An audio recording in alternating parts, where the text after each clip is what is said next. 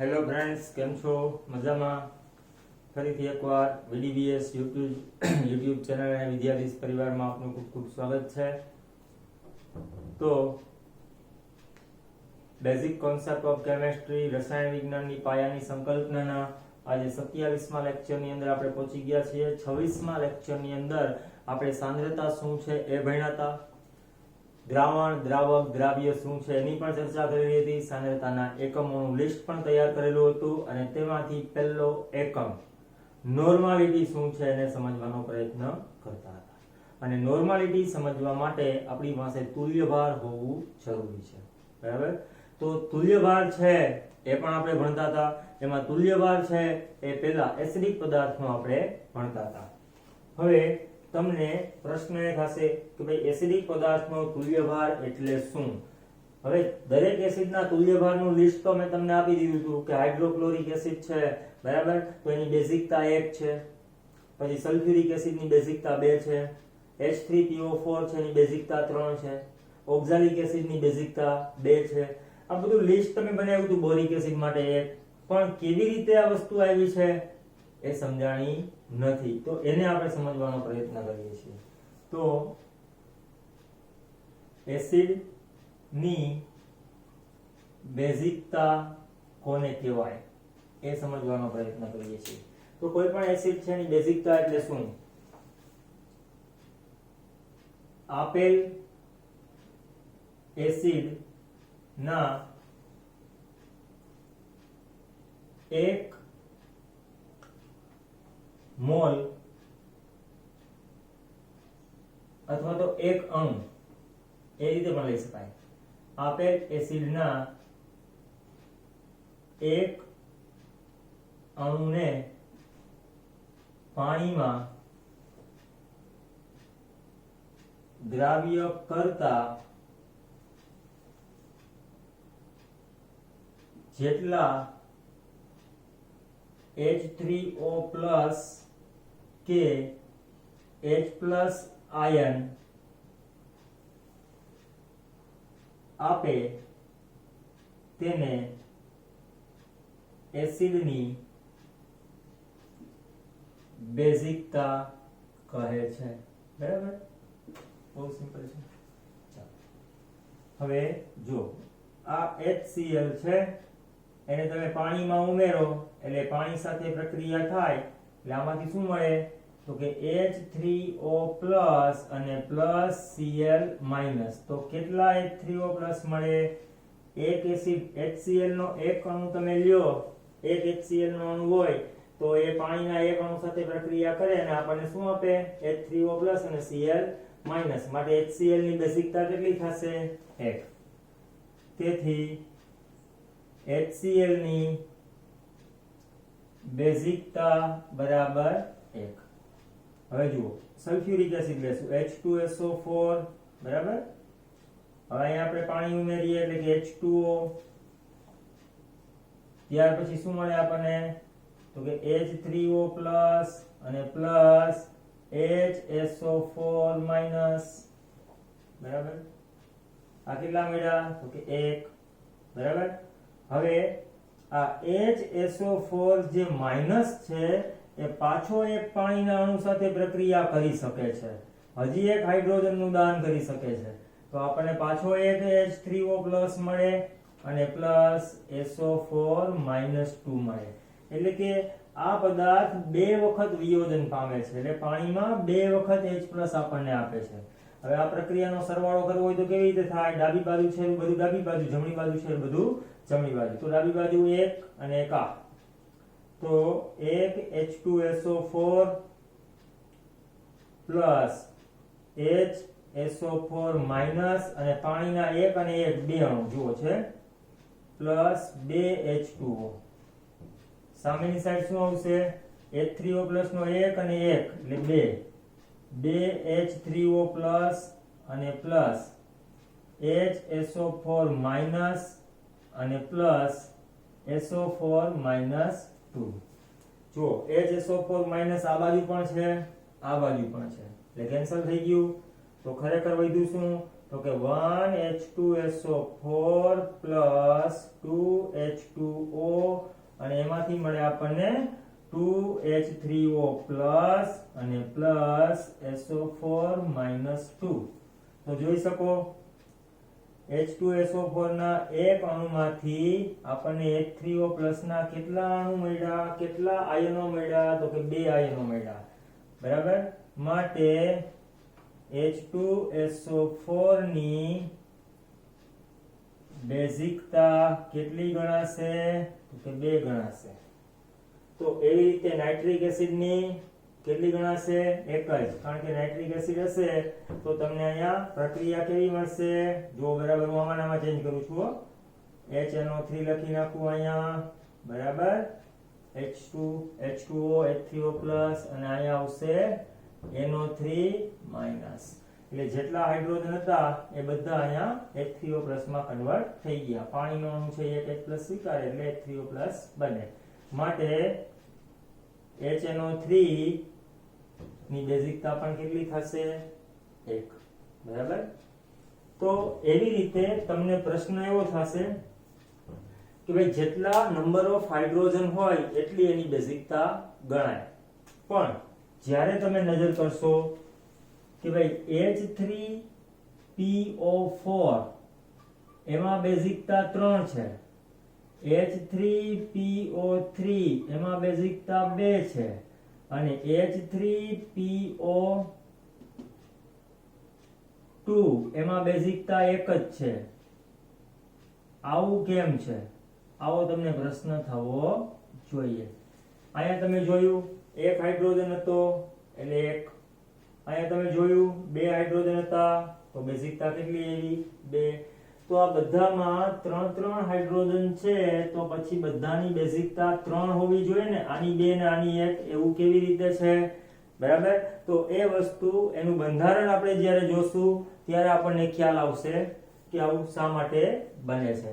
ચાલો એનું બંધારણ સમજવાનો પ્રયત્ન કરીએ આપણે.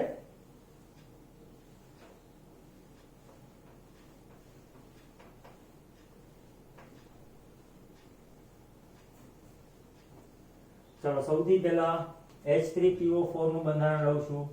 H3PO4 એમાં ફોસ્ફરસ છે એ આપણો મધ્યસ્થ પરમાણુ છે. એક ઓક્સિજન ડબલ બોન્ડ થી જોડાયેલો હોય, પછી એક ઓક્સિજન હાઇડ્રોજન આ રીતે, ઓક્સિજન હાઇડ્રોજન આ રીતે આવશે. તો જે હાઇડ્રોજન ઓક્સિજન ઉપર આવેલો છે એને એસિડિક હાઇડ્રોજન કહેવાય. જે હાઇડ્રોજન ઓક્સિજન ઉપર આવેલો હોય એને એસિડિક હાઇડ્રોજન કહેવાય. અને આવા હાઇડ્રોજન છે એ પાણીની અંદર સરળતાથી દૂર થઈ જાય છે.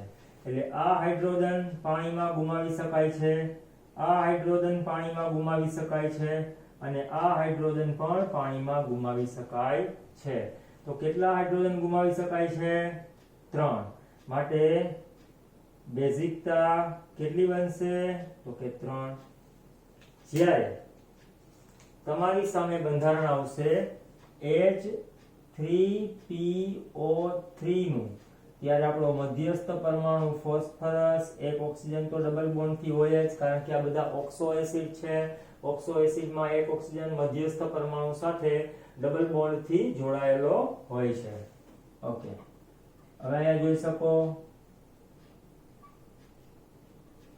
તો તમારી પાસે નંબર ઓફ હાઇડ્રોજન કેટલા છે? તો કે 3, 1 અને 2. બરાબર. પછી ઓક્સિજન કેટલા છે?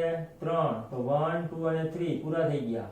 પણ હાઇડ્રોજન એક બાકી છે જે અહીંયા આવેલો હોવો જોઈએ. તો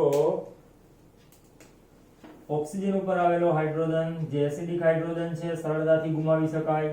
આ હાઇડ્રોજન સરળતાથી ગુમાવી શકાય. જ્યારે આ હાઇડ્રોજન છે એને સરળતાથી ગુમાવી શકાતો નથી. બરાબર.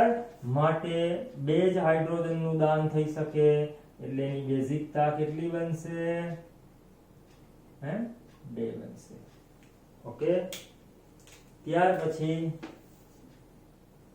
H3PO2 આ મધ્યસ્થ પરમાણુ ફોસ્ફરસ ડબલ બોન્ડ OH ને બાકીના 2 હાઇડ્રોજન સીધા ફોસ્ફરસ ઉપર જ જોડાયેલા હોય છે. તો અહીંયા ચેક કરી શકાય. આ આપણા માટે એસિડિક હાઇડ્રોજન છે, આ એસિડિક હાઇડ્રોજન નથી, આ પણ એસિડિક હાઇડ્રોજન નથી. તો બેઝિકતા કેટલી ગણાશે? માત્ર 1. ચલો સમજાઈ ગયું. એવી રીતે આગળ જોઈએ.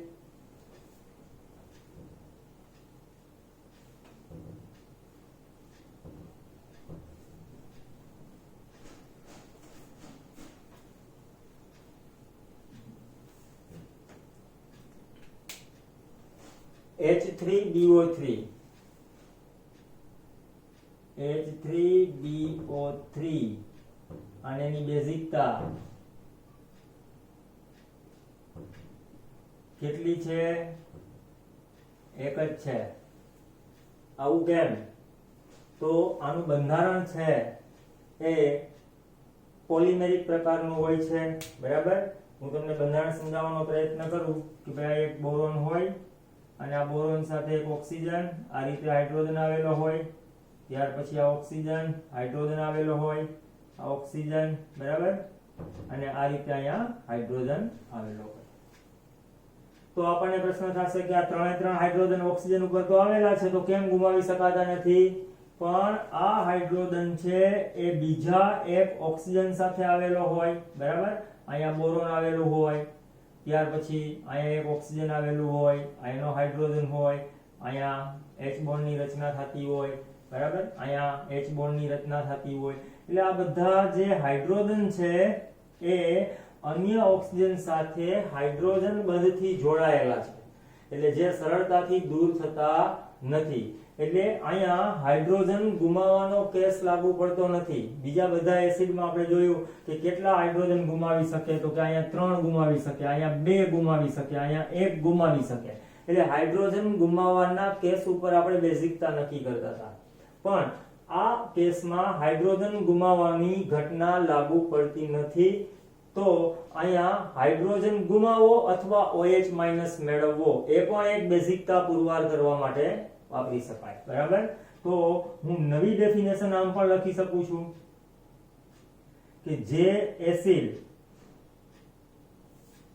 નો એક અણુ કેટલા OH- મેળવે છે તેને તેની બેઝિકતા કહે છે, બરાબર છે. તો તમે HCl ના કેસમાં જોયું હતું, તો HCl ના કેસમાં તમે સીધું જ આ રીતે વિચારતા હતા કે ભાઈ HCl ના કેસની અંદર કેવું વિચારતા હતા આપણે? તો કે HCl નો એક અણુ પાણીના એક અણુ સાથે સંયોજાઈને H3O+ બનાવે. H3O+ કેવી રીતે બનતું હતું? તો કે HCl માંથી હાઇડ્રોજનનું દાન થયું હતું. તો અહીંયા આવું બનશે, જુઓ, H3BO3 પ્લસ H2O. હવે આમાંથી OH- સ્વીકારશે, બરાબર. તો OH- સ્વીકાર્યા પછી આમાંથી વધે શું? તો કે H+ અને plus H4BO4 minus, H4BO4 minus. તો ભલે આ પદાર્થ છે, બરાબર, એને H+ ગુમાવ્યો નથી, પણ એને પાણીના H+ છે ને મુક્ત કરવાનો પ્રયત્ન કર્યો છે. તો અંતે આપણને એક H+ તો મળવાનો જ છે. તો આપણે પહેલા જ કીધું હતું H3O+ મળે કે H+ મળે, પણ અહીંયા એસિડ દ્વારા હાઇડ્રોજન ગુમાવવામાં નથી આવ્યો, પાણીમાંથી OH- મેળવી લીધો, એટલે પાણીમાંથી H+ રિલીઝ થયો, બરાબર. ઇન શોર્ટ બીજી રીતે આમ પણ લખાઈ જુઓ, BOH 3 ટાઈમ્સ. આ બે વસ્તુ એક જ છે, જુઓ, ઓક્સિજન 3, હાઇડ્રોજન 3, બોરોન 1, બરાબર છે, પ્લસ H2O. તો આમાંથી આપણે આમ પણ લખી શકીએ H++ BOH 4 ટાઈમ્સ અને આખાની ઉપર -1 ચાર્જ, એટલે કે H+ નો આયન તો મળે જ છે. તો આ રીતે H3BO3 છે એની બેઝિકતા 1 છે. ઓકે. એવી રીતે આપણી પાસે બીજા એક અન્ય ઉદાહરણમાં CH3 COOH પાણી સાથે પ્રક્રિયા એટલે કે H2O એમાંથી મળે CH3 COO- અને પ્લસ H3O પ્લસ એટલે બેઝિકતા કેટલી ગણાશે 1 ત્યાર પછી H2C2O4 આ તમને ડાયરેક્ટ ના સમજાય તો હું શું લખીશ COOH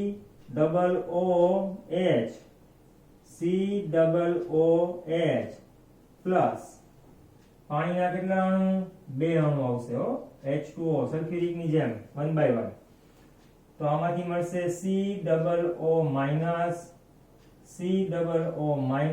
અને પ્લસ 2H3O પ્લસ ઓકે તો કેટલા મળ્યા 2 મળ્યા માટે બેઝિકતા કેટલી ગણાશે 2 ચલો દરેક એસિડ પદાર્થોની બેઝિકતા કેવી રીતે નક્કી કરવી એ તમે શીખી ગયા છો બરાબર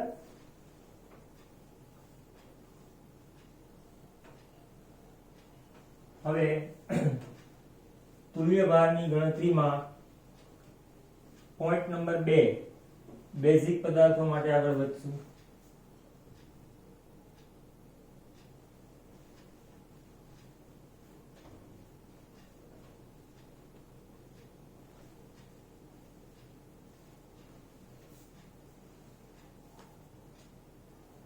ચલો આપણો બીજો મુદ્દો આવશે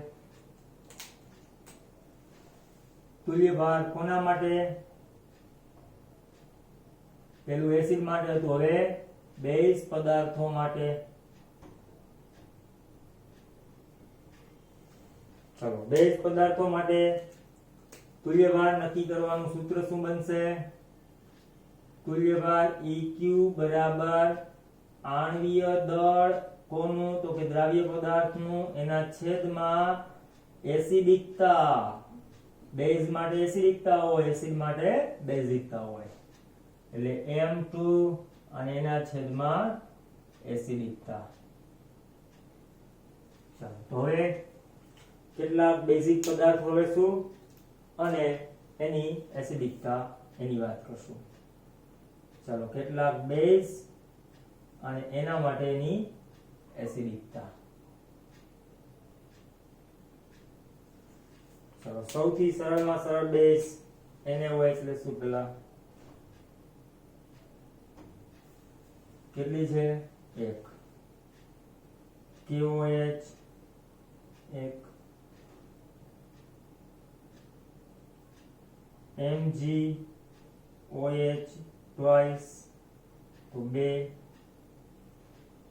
BaOH twice તો પણ 2 AlOH thrice તો 3 બરાબર છે આવા ઘણા બધા બેઝ તમે લઈ શકો છો ત્યાર પછી એ સિવાયનો બીજો બેઝ તમારે વિચારવો હોય તો CH3NH2 મિથાઇલેમાઇન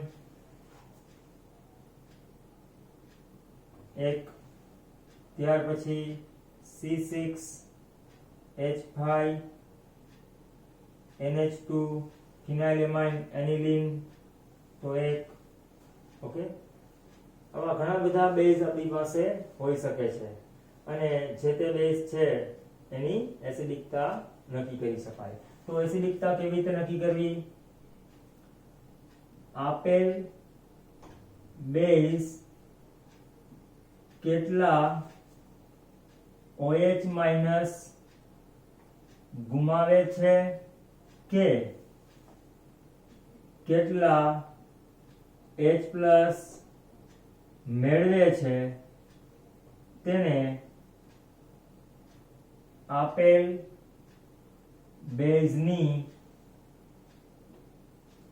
એસિડિકતા કહે છે આ બની ગઈ વ્યાખ્યા તો તમે જોઈ શકો કે અહીંયા NaOH કેટલા OH તમને આપી શકે 1 આ પણ કેટલા આપી શકે 1 આ કેટલા આપી શકે 2 આ પણ 2 આ 3 જ્યારે આ પદાર્થ તમને OH માઇનસ આપતો નથી પણ એના બદલે H+ મેળવે છે, તો આ એક H+ મેળવશે, આ પણ એક H+ મેળવશે, માટે તેની એસિડિકતા કેટલી ગણવામાં આવે છે? 1N1.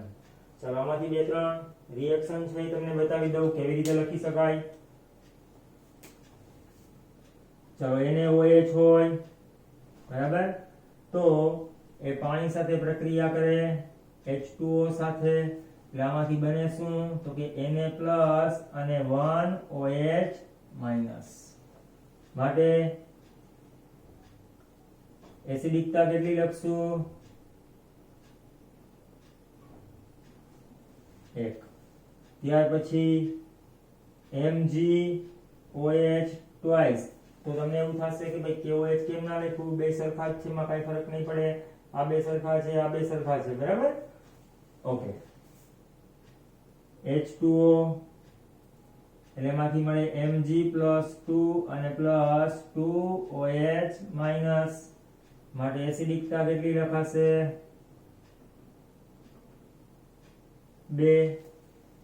ત્યાર પછી AlOH 3 times એટલે H2O, તો Al+3 અને +3OH-, તો એસિડિકતા કેટલી બનશે? 3. તો આ વસ્તુ તમને અહીંયા સુધી સમજાઈ ગઈ છે. હવે આ બે પદાર્થમાંથી કોઈ એક લખી દઉં તો બાકીનું ઓટોમેટિક સમજાઈ જશે. CH3NH2 એ પાણી સાથે ડાયરેક્ટ પ્રક્રિયા કરશે આ રીતે, અને એમાંથી મળશે CH3 અને NH3, એમાં નાઇટ્રોજન ઉપર પ્લસ ચાર્જ આવશે અને OH-, એટલે પાણીમાંથી H+ મેળવવું હોય ને, બરાબર, માટે શું બની જશે? એસિડિકતા કેટલી લખાશે? 1. કેટલા H+ મેળવી લીધા? 1 જ, બરાબર. તો આ રીતે તમે બેઝ પદાર્થો છે એની એસિડિકતા નક્કી કરી શકો છો. ચલો અહીંયા સુધી ક્લિયર છે. આ બધી વસ્તુને જરા નોટ કરી દો.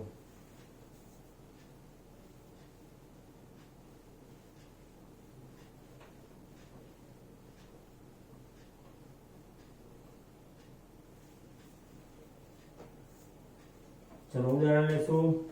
પહેલું NaOH નો તુલ્યભાર, ચલો EQ બરાબર M2 ના છેદમાં એસિડિકતા. ચલો M2 NaOH છે એનું આણ્વીય દળ કેટલું થાય?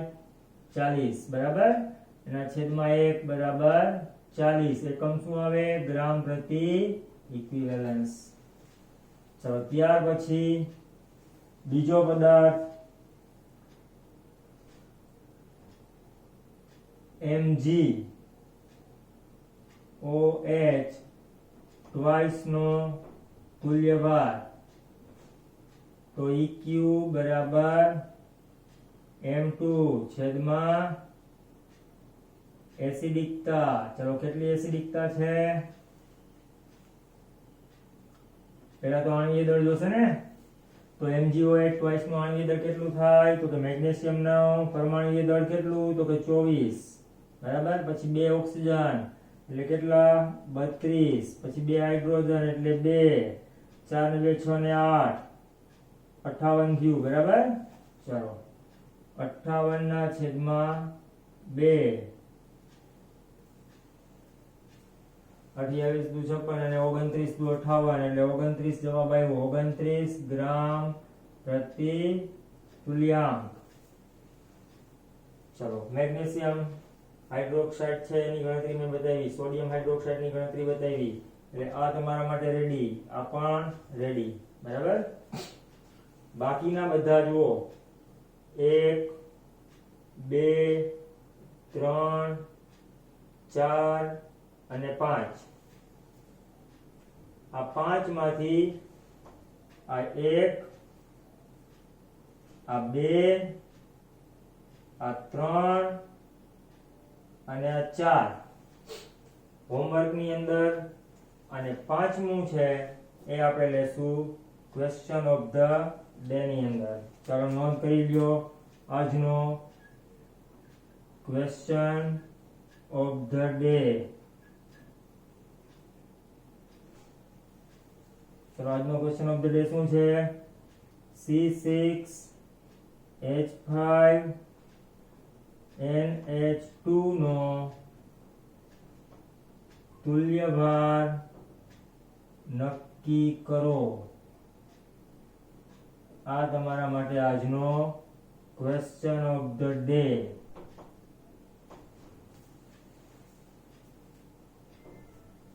લેક્ચર નંબર 27 નો. ચલો રેડી. હવે આગળનો પોઈન્ટ એટલે કે ત્રીજો પદાર્થ છે એના માટે તુલ્યભાર શોધવાનો છે, જે નેક્સ્ટ લેક્ચરમાં જાશું, લેક્ચર નંબર 28 ની અંદર. ચલો ઓકે.